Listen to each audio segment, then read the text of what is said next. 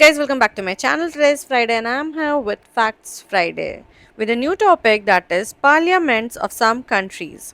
Let's see. The first one is India, जिसका parliament is Sansad, also known as Lok Sabha and Rajya Sabha. For Pakistan, it is National Assembly. For Britain, it is Parliament, that is House of Commons and House of Lords. For Germany, it is Bundestag, that is lower house, and Bundesrat, that is upper house. For Switzerland, it is the Federal Assembly. In USA, it is Congress, that is House of Representatives and Senate. Next one is Bhutan, of which it is Gyeongbuk Shokhom.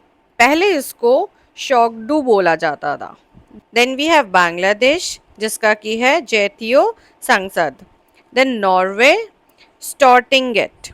For Spain, it is Cortes Generals. For Australia, it is Federal Parliament. And for Myanmar, it is Pitu Hutawa, that is People's Assembly. So these were for the day. If you like the video, please hit the like button, share it, and don't forget to subscribe my channel. I'll again come up till that. Take care. Bye bye.